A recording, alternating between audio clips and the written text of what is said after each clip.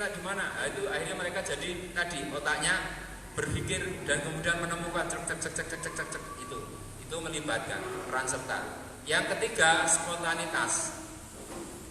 Yang dimaksud spontanitas adalah hasil dari latihan terus-menerus. Dan ini kalau bahasanya Imam Ghazali, akhlak itu ya hasil spontanitas dari apa yang sudah dibiasakan. Kalau bahasa Inggrisnya ya at the first we make habit, at the last habit make us. Orang hasil, alhamdulillah itu spontanitas ya, Allah, spontanitas ya digumullah, spontanitas. Sehingga Imam Abu Dawud ketika sedang ada di atas kapal besar mendengar orang yang bersin di pinggir pantai mengucapkan alhamdulillah, maka Imam Abu Dawud langsung menyewa kapal kecil senilai 1 dirham lalu mendatangi orang yang bersin untuk apa, mengucapkan ya rahamukallah. Selesai, maka orang bersin jawab ya dikumullah. Imam Abu Dawud kembali dan orang di kapal bertanya, Syekh, Anda kan ulama besar, imam besar, ngapain datang ke sana? Apa yang beliau lakukan? Ternyata beliau mengatakan, bisa jadi orang yang bersin tadi doanya mustajab. Makanya ketika kita mendoakan saudara kita, teman kita, sahabat kita, murid kita, mutarabi kita, bukan kita yang mustajab, bisa jadi mereka yang kita doakan. Nah, betul ketika kapal berjalan lagi di malam hari, penumpang kapal tertidur, lalu ada suara gaib. Wahai penumpang kapal, sesungguhnya saudara kalian Abu Dawud telah membeli surga dengan 1 dirham. Saya nulis, Ustaz Salim Abdillah juga menulis di dalam buku Sunan Sedirham Surga. Ya wis, itu akhirnya apa? Masing-masing kita punya spontanitas untuk beramal soleh. Dulu di zaman Nabi, beliau pernah mengatakan, sungguh nanti akan ada 70.000 umatku yang akan masuk surga tanpa hisab. Tiba-tiba Ukasa berdiri, doakan saya Rasulullah. Ya, kamu satu orang yang nanti dari 70.000 umatku yang masuk surga tanpa hisab. Kemudian yang berdiri lagi, saya juga ya Rasul. Maaf, kamu sudah terdahuluan oleh Ukasa. Kenapa spontanitas ini muncul? Karena apa? Kebersihan hati. Kenapa kebersihan hati ini ada? Karena adanya tazkiyatun nufus, dan itu nanti core of the core-nya tarbiyah adalah menurut Muhammad Ghazali adalah di proses tazkiyah nanti. Jadi insya Allah. Jadi ada tarbiyah itu kan 3 hal: tilawah, tazkiyah, taklim yang tadi dibacakan oleh Ustaz Nur Wahidi. Huwallazi ba'asa fil ummiyina rasulam minhum yatslu alaihim ayatihi wa yuzakkihim wa yu'allimuhumul kitab wal hikmah wa in kanu min qablu la fi dhalalim mubin. Surat Jumuah ayat 2. Dialah Allah yang telah mengutus seorang rasul dari kaum yang ummi, yang buta huruf, untuk membacakan ayat-ayatnya, menyucikan jiwanya, dan mengajarkan kepada mereka Alkitab wal hikmah. Padahal mereka sebelum itu berada dalam kesesatan yang nyata. Nah, jadi proses inti dari tarbiyah itu 3 hal tadi: tilawah, tazkiyah, dan taklim. Karena sudah ada slide-nya supaya tidak membingungkan panjenengan sedaya, saya sampaikan di sini. Tilawah, tazkiyah, taklim itu adalah inti tarbiyah. Kemudian saya bikin konsep zikir, fikir, skill. Jadi ini supaya kita memudahkan nanti jenengan ketika mau mengajarkan, bikin coret-coretan. 1 tilawah itu bahasa Arabnya tala yatslu tilawah, artinya mengikuti, bahasa Inggrisnya to follow. Jadi orang yang membaca itu dia akan mengikuti, membaca buku Pak Solihin, mengikuti membaca Al-Quran, mengikuti amal Quran, membaca keadaan, mengikuti keadaan, sehingga dia selalu update, selalu upgrade, tapi kembalinya kepada up to you, ya, tergantung pada panjenengan masing-masing. Jadi tilawah itu kata seorang ustaz itu seperti kita nonton bal-balan. Jadi kalau jenengan suka bola, bapak terutama ya, mengikuti bola kemana, bola ke samping, bola ke atas, bola ke bawah. Nah kita kan saat membaca Al-Quran ya seperti penonton sepak bola. Manchester United lawan Liverpool, langsung kita mengikuti. Wah, nek nanti ditinggal gawe wedang gol kita menyesal. Nah, nonton bola itu diikuti. Bola ke atas patah, bola ke samping doma, bola ke bawah kasroh, patah doma kasroh, patah doma kasroh, walau golin gol. Jadi mengikuti apa yang kita baca. Nah, kalau kita bisa mengikuti seperti itu, kita nggak pernah kehilangan gunakan kesempatan momentum. Nah, ini yang pertama, tilawah. Yang kedua, intisari dari tarbiyah adalah tazkiyah. What is the meaning of tazkiyah? Ini yang menjadi inspirasi buku Zero to Hero, trilogi tarbiyah, yakni tazkiyah. Tazkiyah itu bahasanya adalah zakai yuzaki tazkiyah, dengan bahasa Arab lebih mafhum. Nah, tazkiyah ini proses takholi wa tahali. Kalau saya di pesantren Nahdien itu ada takholi, tahali ditambahi mereka tajali. Kalau kita cukup dari takholi wa tahali. Takholi min su'il khuluq wa tahali bi husnil khuluq. Ya, takholi anirodail wa tahali bil fadail. Membersihkan dari kekotoran, mengisi dengan kemuliaan.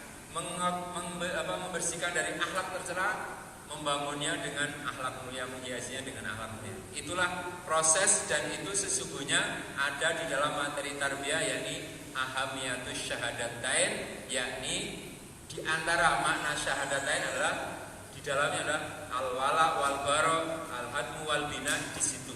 Jadi la ilaha illallah maknanya adalah takholi wa tahali, takholi dari semua kesyirikan, kemunafikan, kekafiran, kemudian wa tahali bil iman bil Islam. Nah, itulah sebenarnya.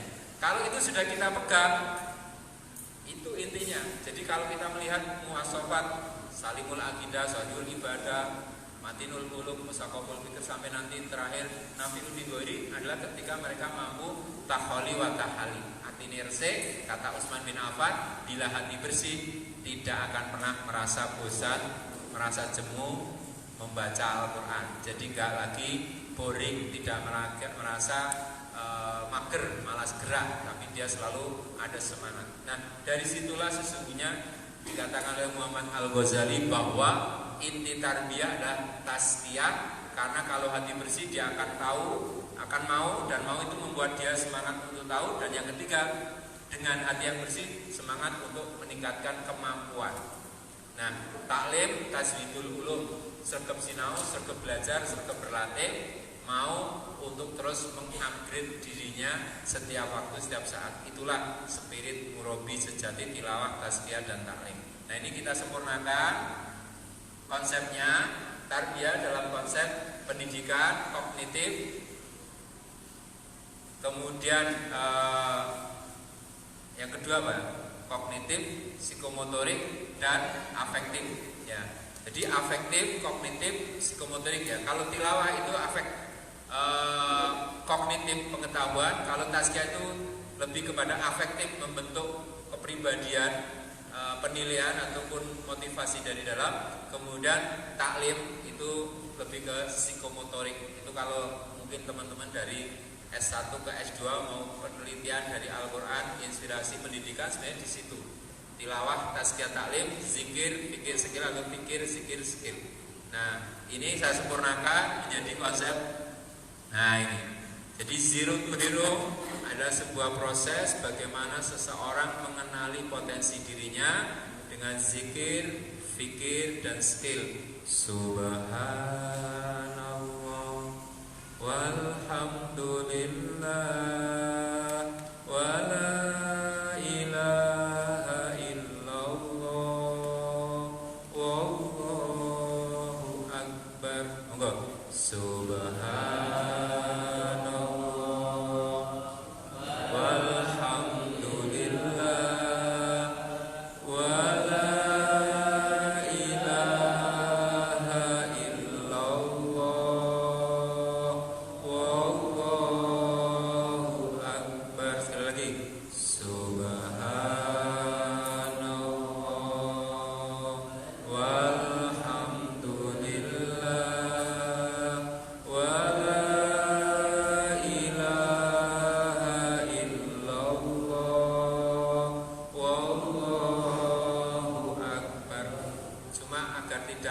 sekedar dikir di lisan. Coba ketika kita membaca ini sambil mungkin menyapu, sambil naik kendaraan, sambil berjalan, sambil beraktivitas, sambil dibayangkan kita sedang tawaf di Baitullah, insyaallah. Allahumma amin. Nah, ini saya mendapatkan ini dari di antara Ustaz Arifin Ilham, dari Ustaz Muslim, Dr. Muslim Abdul Karim, dan juga ada ustadz-ustadz yang lain yang ternyata kalau kita maknai, kita rasakan, itu nanti akan mampu menghadirkan suasana yang kemudian kita melazati keimanan itu sendiri, Masya Allah. Ini makanya teman-teman sekalian, para asatidzah billah, konsep sederhana dalam tarbiyah inilah yang kemudian sebenarnya menjadi tanggung jawab kita. Nanti kalau berbicara tentang ilmu pengetahuan, berarti kita mengembangkan dipikir. Nah, kemudian untuk membangun akhlak, membangun kepribadian, membangun karakternya, ya di sini dikuatkan di aspek zikirnya atau spiritual questionnya, supaya mereka merasakan bahwa tarbiyah bukan sekedar ngaji. Tarbiyah itu bukan sekedar transfer of knowledge tadi, tapi transfer of hidayah. Kita membimbing, kalau bahasa saya, nasihatilah orang yang soleh dengan doamu, nasihatilah orang yang salah dengan keteladanan. Gitu ya. Jadi kita bisa dengan semua sarana yang ada, itu kita bisa mengantarkan orang kepada kebaikan, kepada hidayah Allah. Ini konsep ini justru saya temukan pas Riko.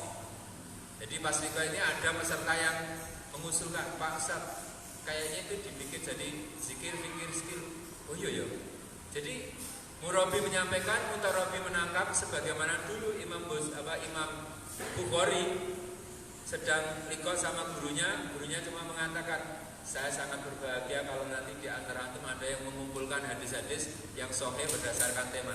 Dan ternyata Imam Bukhari melakukan pekerjaan mulia itu selama 16 tahun, mencari sekitar hampir 1 juta hadis, dipilih menjadi 600.000 hadis, dipilah lagi menjadi sekitar 7.500 hadis, lalu disahihkan hanya sekitar 6.000 hadis sahih saja melalui waktu 16 tahun. Dan setiap malam paling tidak beliau harus menghidupkan, menyalakan lampunya sampai 30 kali dan memilah 150 hadis, dipilih yang sahih saja. Itu pekerjaan yang luar biasa karena kata-kata seorang murabi, dan kemudian menginspirasi, dan kemudian kita merasakan hasilnya sampai hari ini. Masya Allah. Nah, tugas kita adalah bagaimana kita memantik inspirasi yang ada pada anak-anak ataupun mereka semua. Oke ya, ini sebagai konsep dasar kita kembali ke materi kita semuanya supaya nanti terstruktur. Jadi baru sini persamaan, kita sama-sama berangkat dari nol, dari zero. Yang kedua, partisipasi atau peran serta, dan yang ketiga adalah spontanitas. Jadi banyak kisah ya. Imam Bukhari ngajar di majelis, tiba-tiba bawa-bawa di belakang sana makan, remah-remahnya jatuh. Setelah pengajian selesai, bapak itu begitu saja pergi. Maka yang dilakukan Imam Bukhari datang ke tempat tersebut menggunakan gamisnya, makanan itu dimasukkan ke dalam saku gamisnya, lalu dibuang keluar. Untuk apa? Membersihkan masjid, mengamalkan an-nadhafatu minal iman atau hurusatul iman. Nah, kalau kita sebagai murabi-murabiyah bisa mengamalkan hal tersebut, datang ke masjid kemudian merapikan sandal tanpa menyuruh-nyuruh, nanti anak buah, nanti adik-adik, nanti santri-santri, wih, Pak Yai ini sergap je. Wah, ini berlomba-lomba.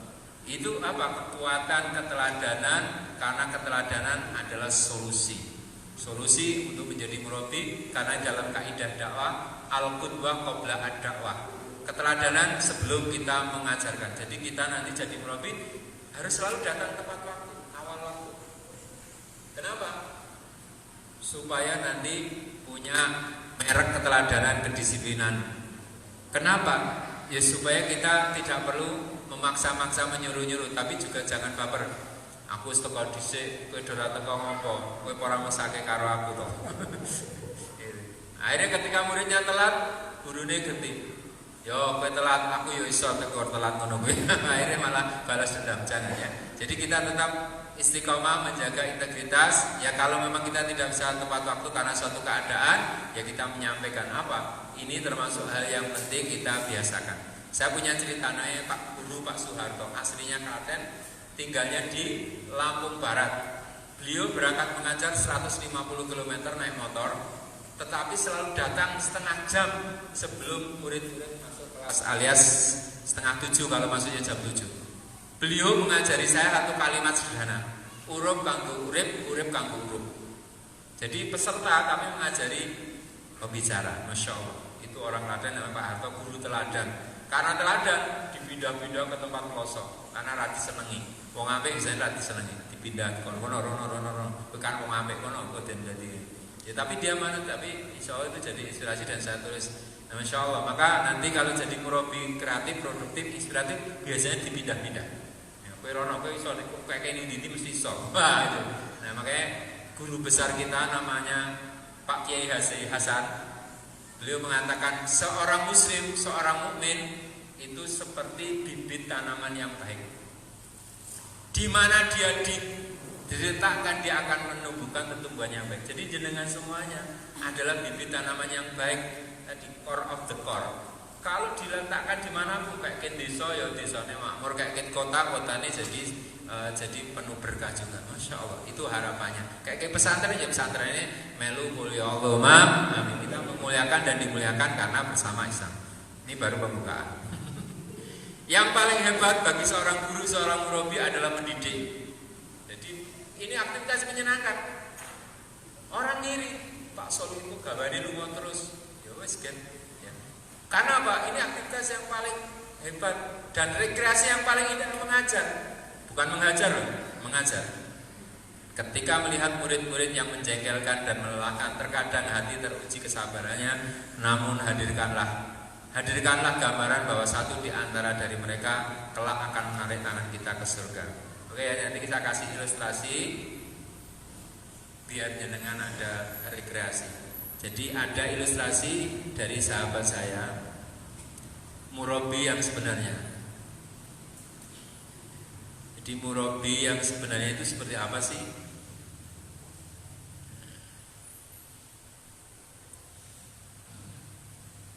Ada